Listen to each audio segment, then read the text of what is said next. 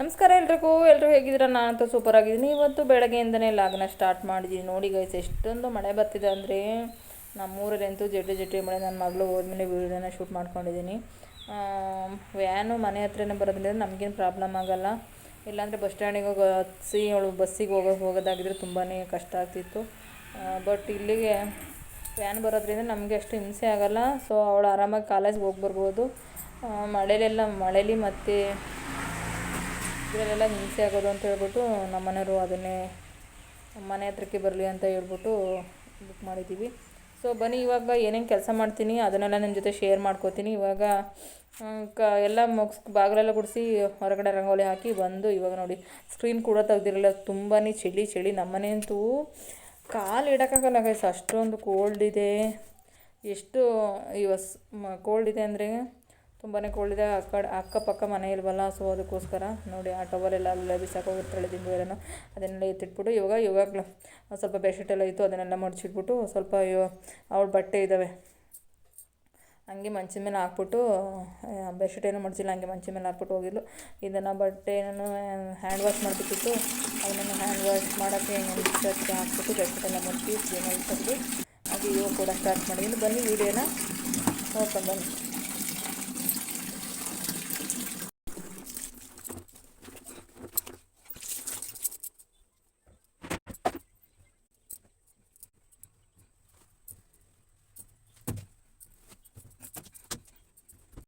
Guys, welcome back to my channel. ಎಲ್ಲರೂ ಹೇಗಿದ್ದೀರಾ? ಎಲ್ಲರೂ ಚೆನ್ನಾಗಿದ್ದೀರಾ ಅಂತ ತಿಳ್ಕೊತೀನಿ. ನಾನು ಕೂಡ ತುಂಬ ಚೆನ್ನಾಗಿದ್ದೀನಿ.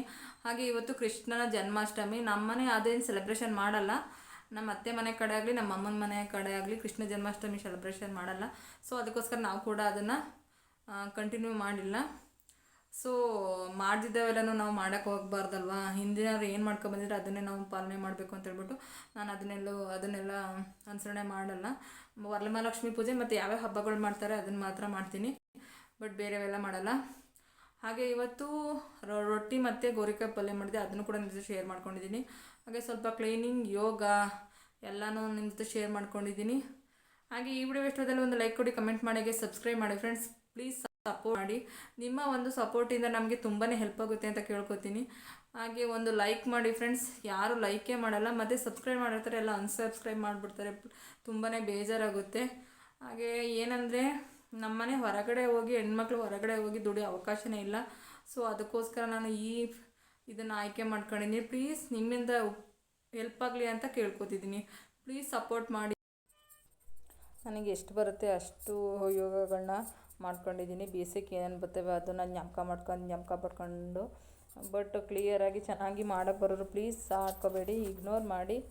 ಹಾಗೆ ಬನ್ನಿ ಏನೇನು ಆಸನಗಳನ್ನ ಮಾಡ್ತೀನಿ ಅಂತ ನಿಮ್ಮ ಜೊತೆ ಶೇರ್ ಮಾಡ್ಕೋತೀನಿ. ಇವತ್ತಿಂದ ಸ್ವಲ್ಪ ದಿನ ಒಂದು 35 ಡೇಸ್ ಯೋಗ ಮಾಡೋಣ ಅಂತ ಅಂದ್ಕೊಂಡಿದ್ದೀನಿ. ಬನ್ನಿ ವಿಡಿಯೋನ ನೋಡ್ಕೊಂಡು ಬನ್ನಿ.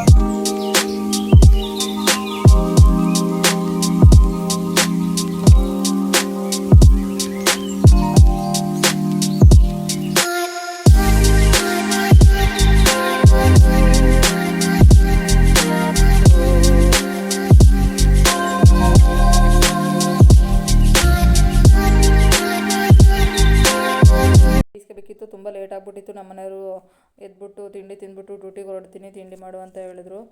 ಸ್ವಲ್ಪ ಟ್ರಬಲ್ ಇದೆ, ಅಲ್ಲಿ ಡಿವೋಲೆಲ್ಲ ಆಫ್ ಮಾಡಿ ಬಂದಿದ್ದೀವಿ ಅಂತ ಹೇಳ್ಬಿಟ್ಟು. ಸೊ ಅದಕ್ಕೋಸ್ಕರ ಬೇಗ ತಿಂಡಿ ಮಾಡ್ಕೊತಿದ್ದೀನಿ. ಇವಾಗ ಒಂದು ಕಡೆ ಕುಕ್ಕರ್ಗೆ ಗೋರಿಕಾಯಿನ 2 ವಿಷಲ್ ಹೊಡೆಸ್ಕೊಳ್ಳೋಣ ಅಂತ ಹೇಳ್ಬಿಟ್ಟು ಕುಕ್ಕರ್ಗೆ ಬೇಯಿಸೋಕೆ ಇಟ್ಕೊಂಡಿದ್ದೀನಿ. ಉಪ್ಪು ಮತ್ತು ಸ್ವಲ್ಪ ನೀರು ಹಾಕ್ಬಿಟ್ಟು ಬೇಯಿಸೋಕ್ಕಿಟ್ಟು 2 ವಿಷಲ್ ಹೊಡೆಸ್ಕೊಂಡು ಈ ಕಡೆ ಕಡಲೆ ಬೀಜ ಕೂಡ ಹುಡ್ಕೊತಿದ್ದೀನಿ. ಸಿಂಪಲಾಗಿ ಮಾಡ್ಬೋದು ಮತ್ತು ತುಂಬಾ ಟೇಸ್ಟಿಯಾಗಿರುತ್ತೆ. ಉತ್ತರ ಕರ್ನಾಟಕ ಸೈಡವರು ಯಾರು ಮಾಡ್ದಿರಾ, ಉತ್ತರ ಕರ್ನಾಟಕ ಸೈಡಲ್ಲೆಲ್ಲ ಸಾಮಾನ್ಯವಾಗಿ ಇದನ್ನೇ ಮಾಡೋದು. ಅಂತ ಅನ್ಕೋತೀನಿ. ಬರೋರು ಆಡ್ಕೋಬೇಡಿ, ನನಗೆ ಹೆಂಗೆ ಬರುತ್ತೆ ಆ ಥರ ಮಾಡ್ತೀನಿ. ಇದು ಕೂಡ ತುಂಬಾ ರುಚಿಯಾಗಿರುತ್ತೆ ರೊಟ್ಟಿ ಮತ್ತು ಚಪಾತಿಗೆಲ್ಲ. ಕಡಲೆ ಬೀಜ, ಹಾಗೆ ಬೆಳ್ಳುಳ್ಳಿ, ಖಾರದ ಪುಡಿ, ಸ್ವಲ್ಪ ಕೊಬ್ಬರಿ, ಉಪ್ಪು ಎಲ್ಲ ಹಾಕ್ಬಿಟ್ಟು ಸ್ವಲ್ಪ ಪೌಡ್ರು ಥರ ರುಬ್ಕೊಂಡಿದ್ದೀನಿ. ಇವಾಗ ಒಗ್ಗರಣೆಗೆ ಒಂದು 2 ಸ್ಪೂನಷ್ಟು ಎಣ್ಣೆ ಹಾಕಿ ಸಾಸಿವೆ, ಕಡಲೆಬೇಳೆ, ಉದ್ದಿನಬೇಳೆ ಎಲ್ಲ ಹಾಕ್ಬಿಟ್ಟು ಚಟಪಟ ಅಂತ ಶಬ್ದ ಬಂದಮೇಲೆ ಸ್ವಲ್ಪ ಎಣ್ಣೆಲಿ ಫ್ರೈ ಮಾಡ್ಕೊತೀನಿ. ಎಣ್ಣೆಲಿ ಫ್ರೈ ಆದಮೇಲೆ ಬೇಯಿಸಿಟ್ಟಿರುವಂಥ ಈರುಳ್ಳಿ ಹಾಕಬೇಕು. ಒಂದು ಈರುಳ್ಳಿ ಹಾಕ್ಬಿಟ್ಟು ಅದನ್ನು ಕೂಡ ಫ್ರೈ ಮಾಡಿಕೊಂಡು ಸ್ವಲ್ಪ ಕರಿಬೇವಿನ ಸೊಪ್ಪು, ಹಾಗೆ ಬೇಯಿಸಿ ಇಟ್ಟಿರುವಂತಹ ಗೋರಿಕಾಯಿನ ಹಾಕ್ಬಿಟ್ಟು ನೀಟಾಗಿ ಫ್ರೈ ಮಾಡ್ಕೊತೀನಿ. ಎಣ್ಣೆಲೆ ಸ್ವಲ್ಪ ಹೊತ್ತು ನೀಟಾಗಿ ಫ್ರೈ ಮಾಡ್ಕೊಬಿಟ್ಟು ಫ್ರೈ ಆದಮೇಲೆ ಇವಾಗ ರುಬ್ಕೊಂಡಿರುವಂಥ ಮಸಾಲೆ ಹಾಕಿ ಅದ್ರ ಜೊತೆಗೆ ಸ್ವಲ್ಪ ಕೊತ್ತಂಬರಿ ಸೊಪ್ಪು ಹಾಕಿ ಒಂದು 10 ನಿಮಿಷ ನೀಟಾಗಿ ಎಣ್ಣೆಲೆ ಫ್ರೈ ಮಾಡ್ಕೊಂಡ್ರೆ ರೆಡಿ ಆಯಿತು ಫ್ರೆಂಡ್ಸ್. ಗೋರಿಕಾಯಿ ಪಲ್ಯ ರೊಟ್ಟಿಗೆ ತುಂಬಾ ಚೆನ್ನಾಗಿರುತ್ತೆ. ನೀವು ಕೂಡ ಒಂದ್ಸಲ ಟ್ರೈ ಮಾಡಿ ನೋಡಿ, ತುಂಬ ಟೇಸ್ಟಿಯಾಗಿರುತ್ತೆ. ಮತ್ತು ಏನಂದರೆ ಡಯಟ್ ಮಾಡೋರಿಗೆ ರೊಟ್ಟಿ ಚಪಾತಿಗೆಲ್ಲ ತುಂಬಾ ಚೆನ್ನಾಗಿರುತ್ತೆ. ನಾರಿನಾಂಶ ಇರೋದ್ರಿಂದ ಇದರಲ್ಲಿ ಹೆಚ್ಚು ಪ್ರೋಟೀನ್ ಇರುತ್ತೆ ಅಂತ ಹೇಳ್ತಾರೆ. ಮತ್ತು ಶುಗರ್ ಪೇಷಂಟ್ಗಳಿಗೆ ತುಂಬಾ ಆರೋಗ್ಯಕ್ಕೆ ಒಳ್ಳೆಯದು. ಸೊ ಅದಕ್ಕೋಸ್ಕರ ನೀವು ಕೂಡ ಒಂದ್ಸಲ ಟ್ರೈ ಮಾಡಿ ನೋಡಿ. ರೊಟ್ಟಿ ಕೂಡ ಮಾಡಿದ್ದಾಯಿತು. ಅವರು ಸ್ನಾನ ಮಾಡ್ಕೊಂಡು ಬಂದರು. ಈಗ ಅವರಿಗೆ ರೊಟ್ಟಿ ಹಾಕ್ಕೊಡ್ತಿದ್ದೀನಿ. ರೊಟ್ಟಿ ಹಾಕ್ಕೊಂಡು ನಾನು ಕೂಡ ತಿಂದು ಇವಾಗ ಸ್ವಲ್ಪ ಕಿಚನ ಕ್ಲೀನ್ ಮಾಡೋಕ್ಕೆ ಬಂದಿದ್ದೀನಿ.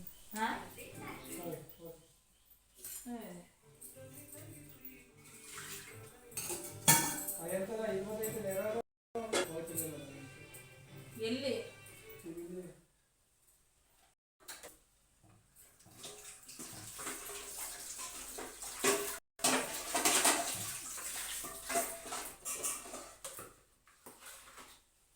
ನೀವು ಕೊಡದನೆ ಕೊಡಕಲ್ಲ ಅಂತ ದುಡ್ಡ ನೀವು ಕೊಡಕಲ್ಲ ಅಂತ ಕನ್ನಡಕ್ಕನಿಗೆ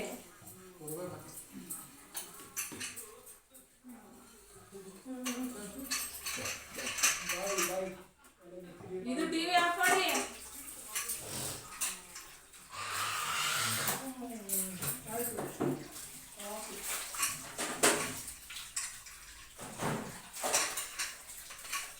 ಮಳೆದಿತ್ತ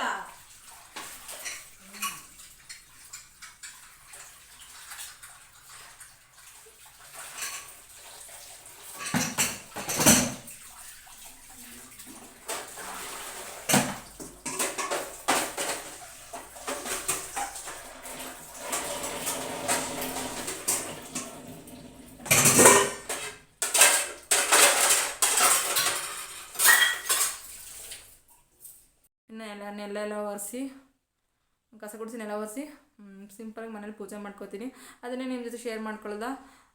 ಬನ್ನಿ, ಇದಾಗಿತ್ತು ಇವತ್ತಿನ video. Thank you for watching. ಸಿಗ್ತೀನಿ ಮತ್ತೊಂದು ಹೊಸ ವಿಡಿಯೋ. ನನಗೆ bye, take care, love you all.